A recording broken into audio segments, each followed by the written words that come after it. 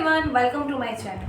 This video is a part of film studies where I am going to talk about various examples of the movies. Let me start with a quick question. When you watch a film, do you notice the things are shown? Not only the things are shown, but you notice any character or any shoot, how this shoot is seen from wide angle or low angle. So this type of question raise in your mind that time you thinking about film studies. Before going to discuss about the example of the films, I am dealing with film studies. What is film study? Film studies is not just about watching movies, but it's about critically analyzing moving images as a complex language. It's a combination of drama, painting, literature, music, and novel, where story told through images and sound. So in this video,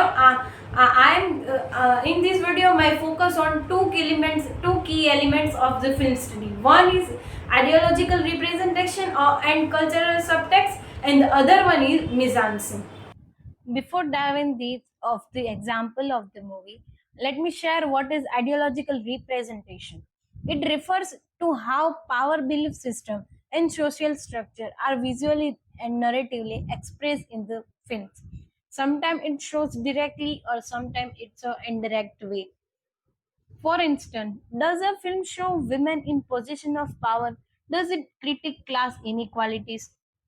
So these are not just theme, but it's a visual argument which portrays in the film. So let's begin with the movie Super 30.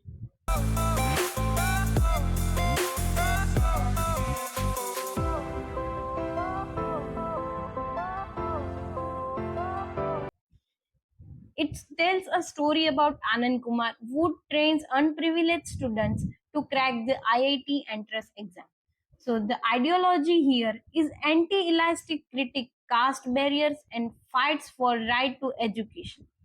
We see in this low-angle shoot and the binary oppositions of these men and Anand Kumar. So both these men's clothes are different. Anand's clothes are so dirty, and the other men's clothes are so well mannered. So these have here critique of the elite class and the casteism. On and move further. On striking moment is when Anand says this dialogue. It is a wide angle classroom shoot with the poor students on either side of him, visually symbolizing the radiating binary of opposition.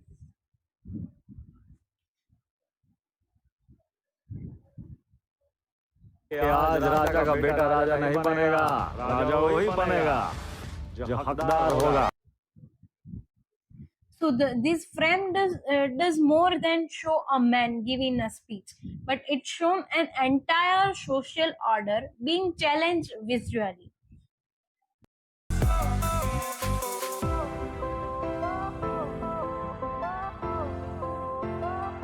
In the movie Gunjan Saxena, the ideology centers an institutional patriarchy, how people's spaces are implicitly designed for men. So Gunjan is constantly visual marginalized in frames. Here you can find her placed far left of the frame and surrounded by cold, hard-edged lockers and frame in blue-gray tones, all of which called authority and alienation. I share with the videos.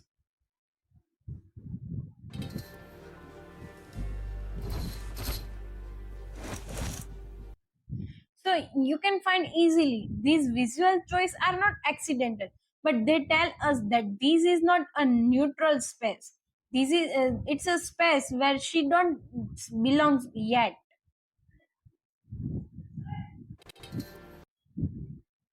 Yes. So in this part, her Gunjan's father played a role as ideological disputer.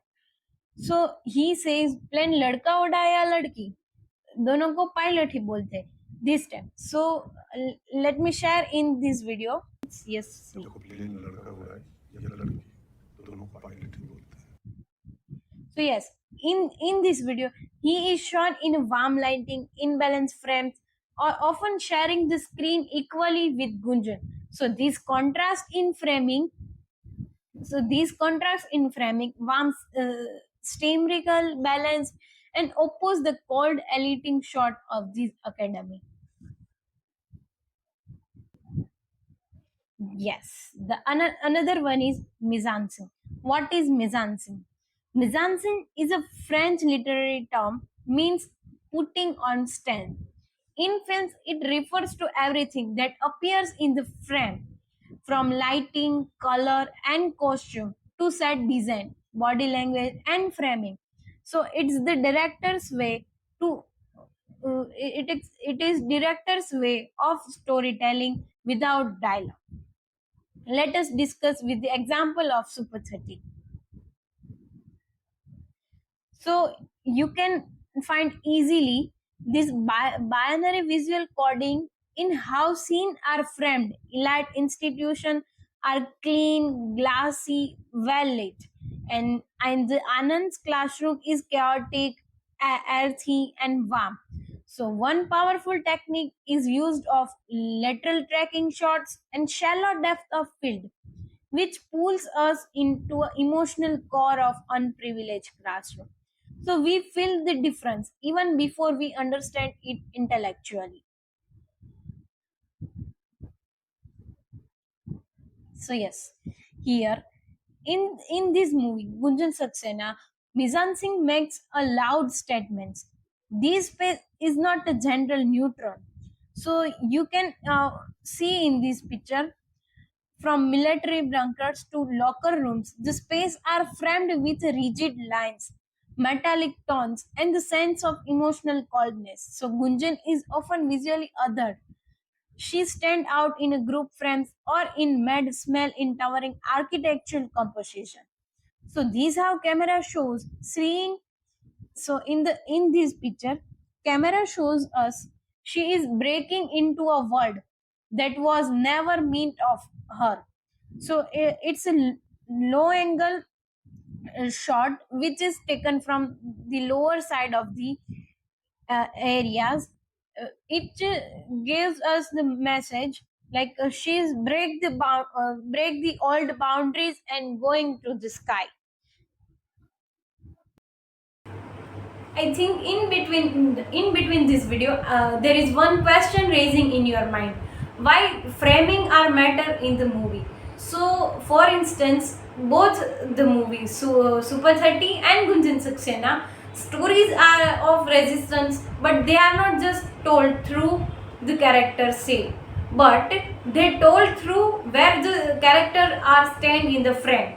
So what color surrounded them and how the space treats the character.